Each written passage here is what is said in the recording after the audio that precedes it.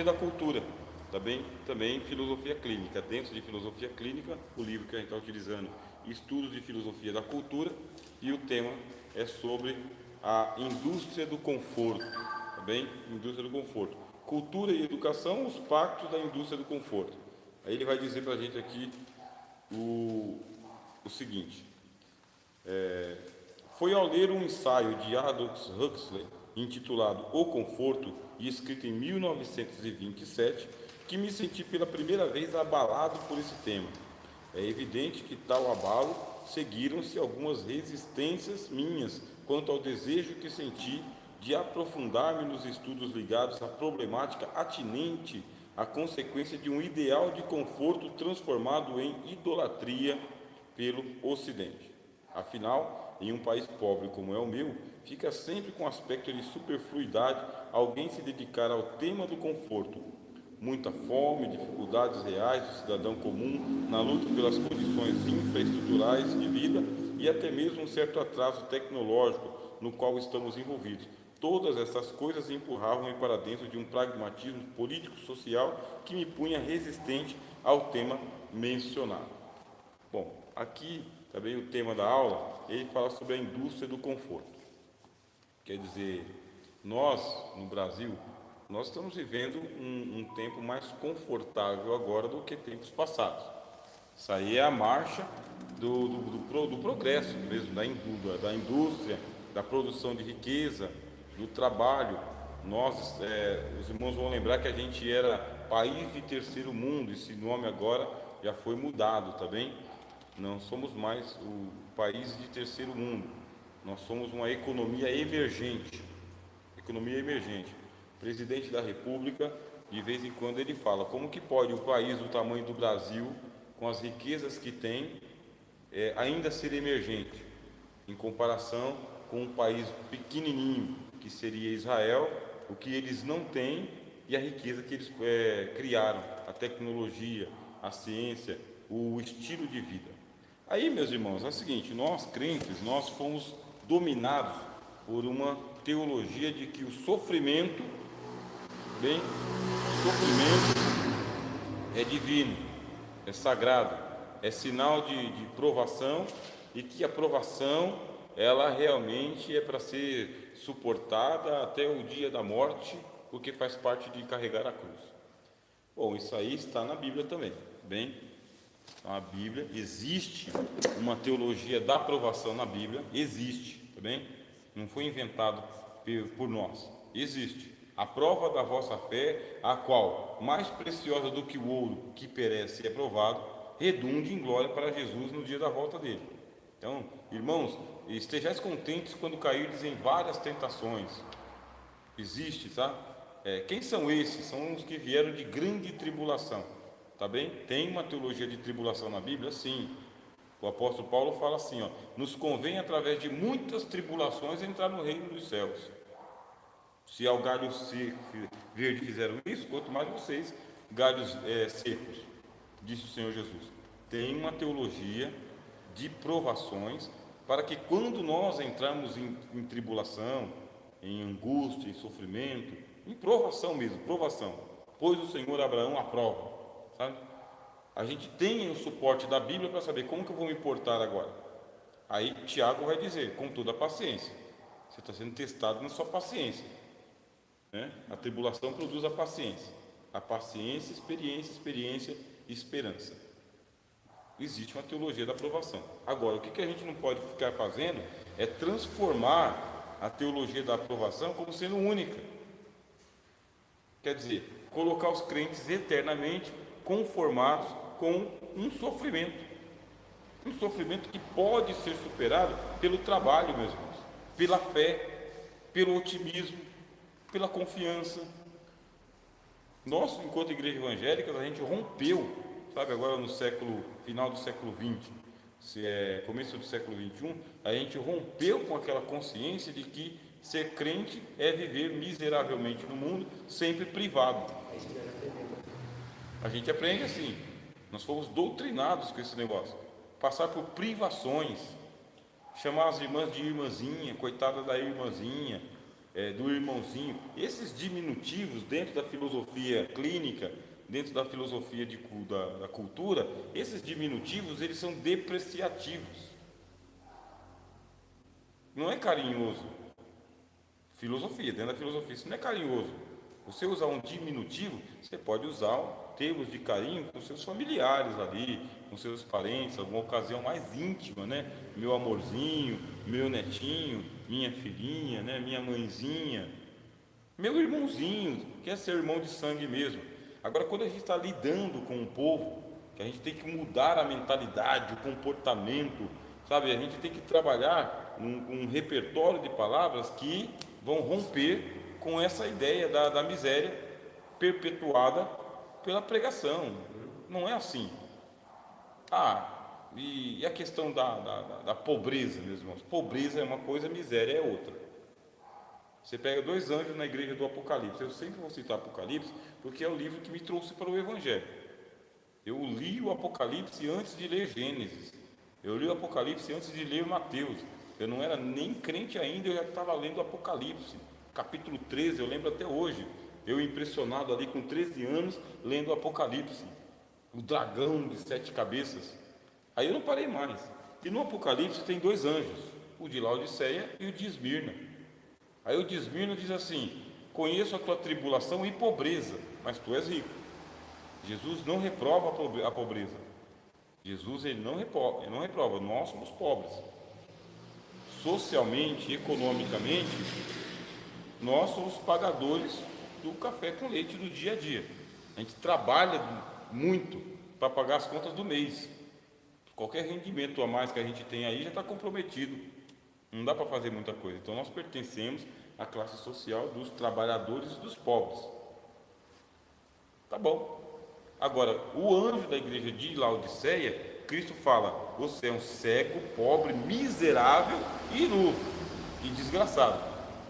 Pensou? Jesus falava para você assim: ô seu desgraçado, você é um desgraçado, você é um miserável, você é um pobre. Não, pobre não, você é um miserável. Então o que acontece? Aí a miséria, Jesus, ele reprova, tá? Ele reprova. Então, o grau de miséria é quando você está na subsistência.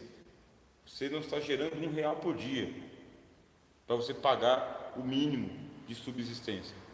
Não está. Agora, dentro da pobreza, o que acontece? Você vai para os extremos. E qual é o extremo? É transformar a igreja, transformar o ambiente religioso numa representação teatral para poder endossar a teologia da prosperidade. Porque a teologia da prosperidade é uma afronta à cruz.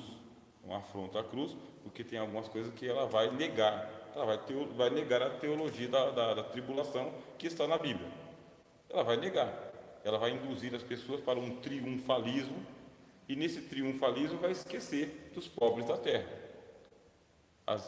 Muitos dos pastores aí que são dessas igrejas de prosperidade falam: essas igrejinhas de portinha aí, sabe? Esse carrinho velho que você está andando aí, e vai menosprezando aquilo que traz subsistência com dignidade para as pessoas. Ora, é normal que uma pessoa passe por crises financeiras. Essa época aqui, faca na garganta, crise financeira. Ainda assim, nós estamos sendo socorridos aí por milagres de Deus. Milagres de Deus, sinais de Deus. Nós não caímos na miséria. A pobreza continua, tem um endividamento, mas só que nós não caímos na linha dos miseráveis. Não caiu, o Brasil não caiu. E não é só para o subsídio do governo, para segurar a economia, por causa que aí o pessoal lá de Brasília sacou que se não fizesse alguma coisa e colocassem a mão no cofre do tio Patinhas, o que ia acontecer conosco? O tesouro ia estar lá, na mão do Paulo Guedes e do pessoal da economia. O cofre ia estar cheio, só que nós estaríamos agora arrastando uma miséria venezuelana.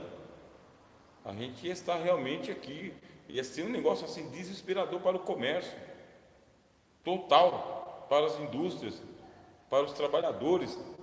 Eles mudaram a lei lá e falaram o seguinte: o governo paga metade do salário do cara, mas você não manda ele embora, porque se você mandar ele embora, e ele entrar na justiça, você vai ficar pior ainda.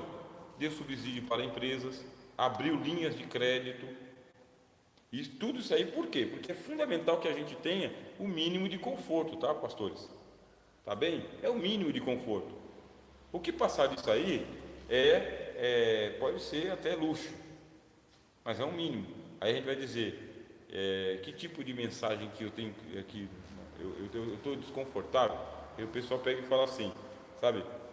Para sensibilizar. Uma vez eu passei um vídeo desse aí na escola, trabalhando com aula de filosofia, mostrando a diferença entre pobreza e miséria. Aí eu passei um vídeo onde tinha uma criança comendo lixo. Aí eu sensibilizando os alunos, né, para que eles valorizassem o tênis caro que o pai deles comprou para eles, o celular mesmo com a tela rachada, a carteira que eles estão utilizando ali. Por quê? Porque tem gente nesse exato momento que está na miséria, ele vive na miséria, ele é um miserável, ele mora nos lixões. Existe aí uma comunidade que é a comunidade ribeirinha, e essa comunidade do Ribeirinha, que eu não conheço pessoalmente, só por documentários, realmente ali a situação é de uma Índia. Só que muitos deles são culturalmente ribeirinhos. Eles gostam. Para eles não estão vivendo miséria. Estão vivendo a vida com a liberdade deles. Eles mergulham no corvo ali, nada por ali, e pega o peixe e vive com a febre amarela e se cura, ou morre por ali. São ribeirinhos, mas tenta tirar eles dali. Não sai, não querem.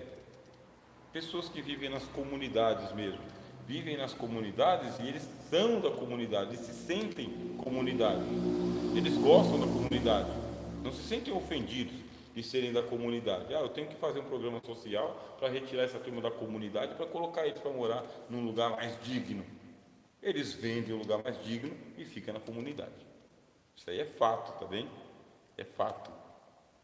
Agora, tem um monte de nós aí que fala o seguinte, tudo bem, né? Eu nasci aqui, sabe, me criei aqui, mas quando eu tiver oportunidade eu vou sair daqui. Pronto. A filosofia clínica vai dizer o seguinte, pois então você foi criado para isso mesmo, para você pensar no seu progresso, no seu bem-estar e no mínimo de conforto. Esse mínimo de conforto, para mim hoje, é o quê? Para mim hoje o mínimo de conforto como disse o apóstolo Paulo, viver materialmente com contentamento. Paulo fala, olha, nada trouxemos, isso é verdade, nada trouxemos, e não vamos levar essa coisa toda, mas não vamos levar nada, nem o Elias, com todo o poder que tinha, Deus pegou e falou, mas que é isso aqui, meu? Oh, é a minha capa que eu abri o Jordão. Que capa que você abriu o Jordão, cara? Devolve isso lá. Nem o Elias conseguiu levar a capinha dele. Caiu. É interessante, né, meu? Isso aí é para dar uma pregação. A gente que gosta de pregação. Nem o Elias, né? Teve que devolver a capinha. Não, senhor, eu vou levar a capinha. Vou te devolver para a terra. Aí então fica a capa, né? Então é isso aí. Não levou. Agora, a gente não vai ser perdulário que nem o filho pródigo, né? Então, pegou os bens do pai, gastou tudo com as meretrizes e os amigos beberrões. Perdeu tudo. Aí o que aconteceu? Bolota de porco. Foi comer bolota de porco, mas depois um nível de consciência dele falou, pelo menos meu pai tem lá uns bons empregados comendo melhor do que eu. É a consciência que a filosofia vai criar. E a gente vai criar nessa noite aqui, tá bem? Que é a questão do conforto. É o tema da aula. A pessoa está na miséria, você que está nos acompanhando pela internet, você está na miséria, ou então a miséria está batendo na sua porta, o endividamento está escalonando, a pobreza está te arrebentando, é hora de reagir. E esse reagir, meus irmãos, muitas vezes aí ele exige alguns sacrifícios de horas e de semanas e de meses. Eu vou contar só um pouquinho para os irmãos. Eu estava com mais ou menos uns 19 anos, acho que eu estava com 19 anos, quando eu conheci o pastor Gilberto da Igreja Batista. Aí qual que era o meu nível de formação? Eu tinha a quinta série, só a quinta série, é o que eu tinha. Abandonei os estudos, fui trabalhar para poder comprar minha calça, meu tênis, é o que eu tinha. A história é muito parecida com os senhores também. Aí o que aconteceu?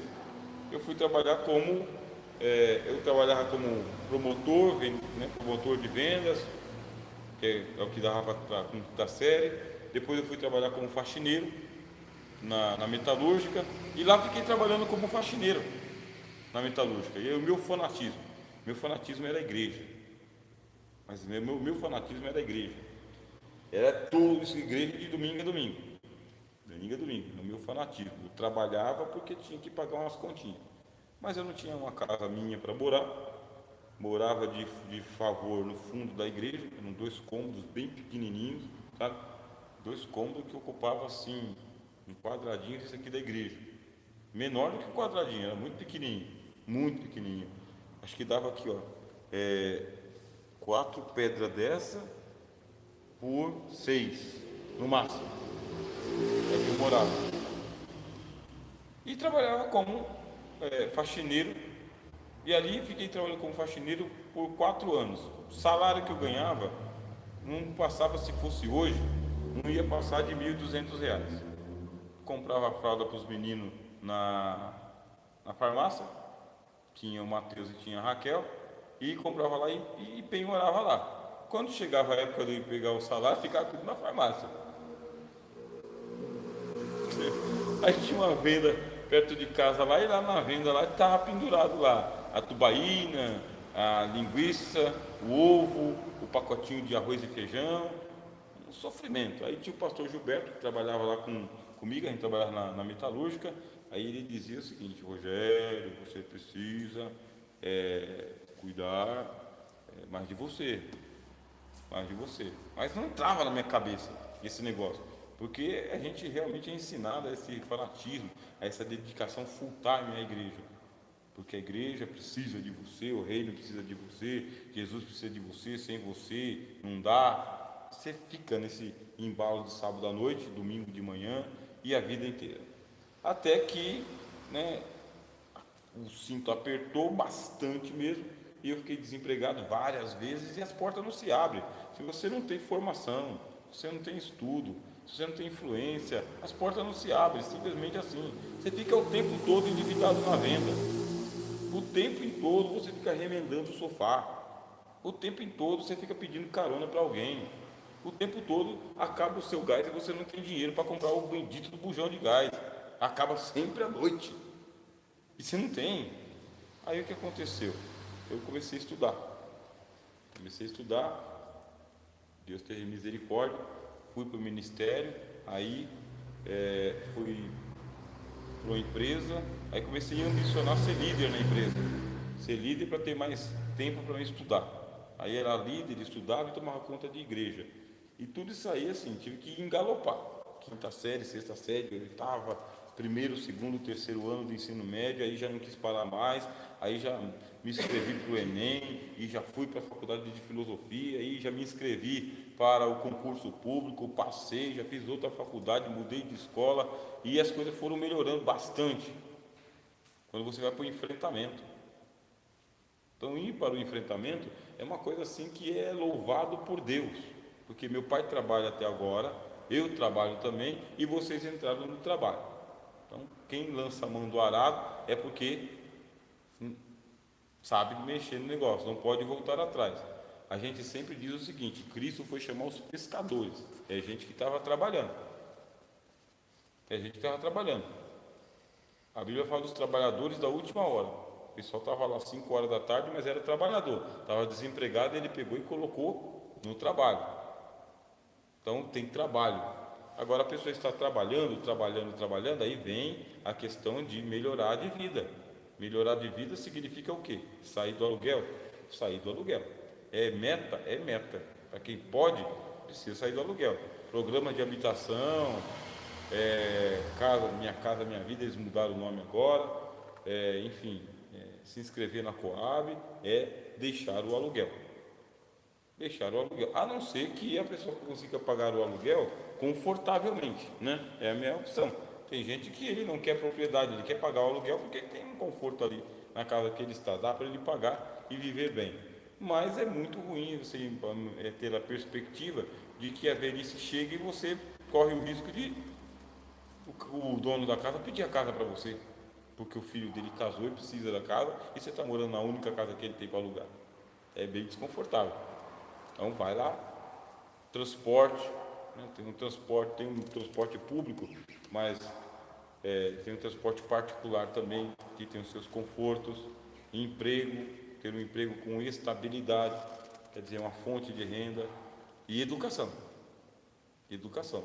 Não pode nunca esquecer da educação, que é o preparo intelectual para você poder ocupar a massa cinzenta. Tem que ocupar a massa cinzenta com conhecimento, e conhecimento especializado, estudo sistemático e contínuo. Domínio do tempo, e vai trazer um mínimo de conforto. Aí a pessoa que já está inconformada em estar na miséria, ela começa a pensar em progredir, vai ser dono de algum negócio. Mas ser dono do negócio não é ser escravo do negócio, porque tem comerciante aí, empresário, que ele não é dono do negócio, o negócio é dono dele. Quer dizer, ele não vive para trabalhar, né? Ele não trabalha para viver, ele vive para trabalhar. Aí vem a excentricidade. Por isso que a gente colocou aqui a indústria do conforto. E a indústria do conforto significa o quê? O mercado ele está de olho nas pessoas que querem ter uma vida confortável. Hoje a gente tem aqui essas cadeiras de plástico, bem? E essas cadeiras de plástico, elas são confortáveis para a gente ficar aqui durante meia hora, uma hora e meia, né? Tem o encosto, tem os braços, mas existem cadeiras mais confortáveis do que essa, que custam mais. E a indústria do conforto sabe disso, sabe? Por isso que eles vão colocar as populares e as de luxo. E a gente, aí o senhor sabe, a gente vai se conformando porque, né, é popular, é o que a gente pode pagar e tem o mesmo efeito, para 1 hora, 2 horas. Agora, se a gente tivesse condições de mudar as cadeiras de plástico aqui por cadeiras estofadas, se a igreja entendesse isso, que ela merece conforto, com o som, com a iluminação, com os assentos, com o estacionamento, com o salão, se a igreja entendesse isso aí, não seria bem mais fácil? Bem mais simples? Agora, a igreja demora a entender, ou as pessoas demoram a entender, que dá para ter uma vida um pouco mais confortável, mas aí tem algumas regras, tá bem? E uma das regras é a regra da economia mesmo, é da economia, porque se não tiver economia vai desperdiçando, vai indo embora, fica endividado, aí não consegue ficar no conforto nunca. Nós que somos pobres, a gente tem que fazer a conta dia a dia, até do mercado, né? Até do mercado tem que fazer as contas, senão a gente não aguenta pagar. Aí a gente vai ficando um pouco desesperado, a despensa vai ficando cada vez mais vazia. Por isso, precisa se ensinar, os irmãos aí que são pastores da igreja, né? Ensinar a teologia da mordomia cristã. A teologia da mordomia cristã acontece por meio de seminários, etc. e tal, da economia doméstica, como que acontecer com o uso do dinheiro, e o povo vai aprendendo, mas é uma coisa contínua, é para sempre, né? É para sempre, porque as coisas acontecem. E crentes, meus irmãos, crentes que têm a mentalidade de que a vida confortável não é pecado, porque isso aí tem que ser desmistificado, pastor João. Tem que ser arrancado da cabeça das pessoas, de que a vida com conforto, ela não é pecado. Não é pecado. Tanto é que você, quando for para o céu, garanto, o céu é confortável. O céu é um lugar de conforto. O que significa isso? Você acha que o tabernáculo de Moisés ele era desconfortável? Não era. Ele era um tabernáculo móvel e os sacerdotes viviam bem.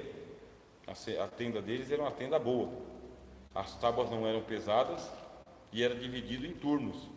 Então Deus pensa muito bem no bem-estar e no conforto de todos nós. Por isso que a gente tem que desmistificar a mentalidade de miséria e de pobreza que não pode ser vencida, de uma tal maneira que, se começa vocês mesmos trabalharem, a gente mesmo trabalhar, de que dá para melhorar de vida material sem perder a piedade e sem perder a fé, isso aí é extraordinário para todo mundo. Para todo mundo. A Bíblia diz que os pobres sempre terão no meio de vós. tá? Os pobres sempre estarão no meio de vós. Agora, é para ficar pobre e endividado para sempre? Não. E como que vai fazer? Reverter o quadro. Como que se reverte o quadro? Investindo da maneira certa, correta. Em termos práticos, pastor, nós temos dificuldade, e eu tenho dificuldade também, nós temos dificuldade com a fidelização para dízimos e ofertas. Dificuldades. Aí a gente fala, por causa da clientela que a gente tem. Não é por causa da clientela que a gente tem. Tá? Por quê? Não é.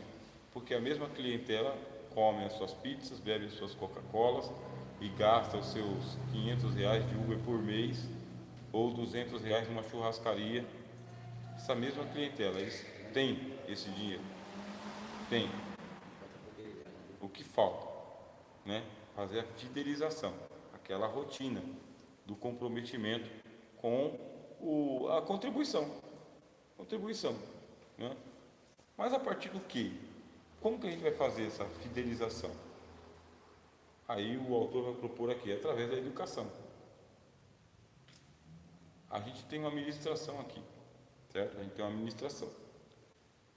Essa administração, do ponto de vista de vocês, ela está sendo eficiente, eficaz, contínua? O que fazem algumas igrejas? Fazem seminários.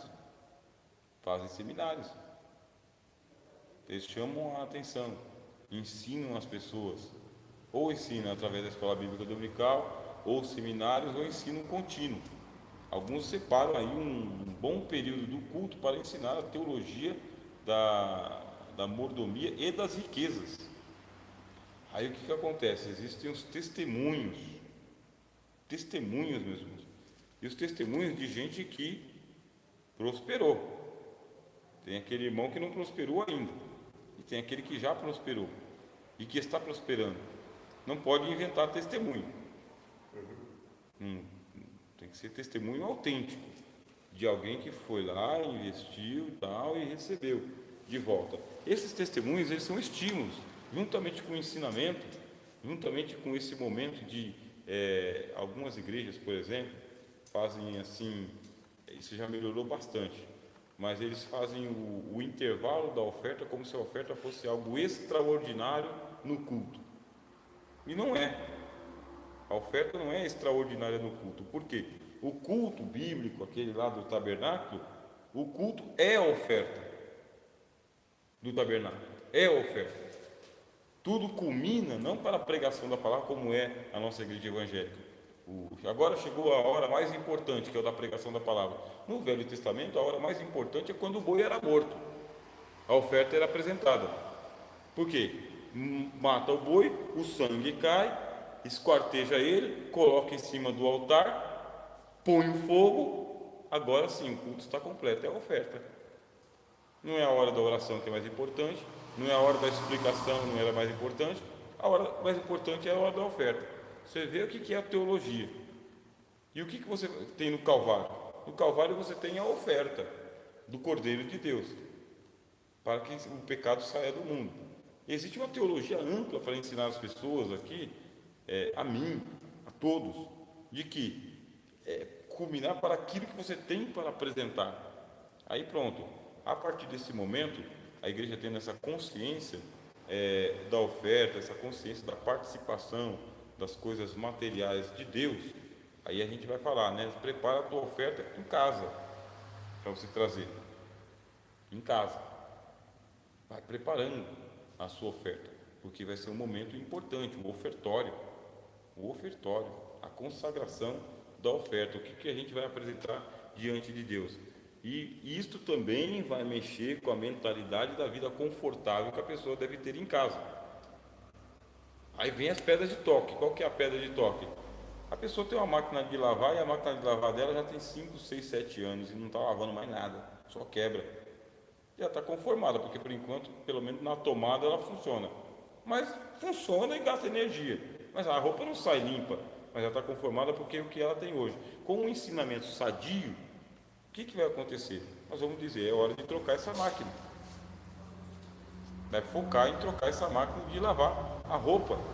E como que faz?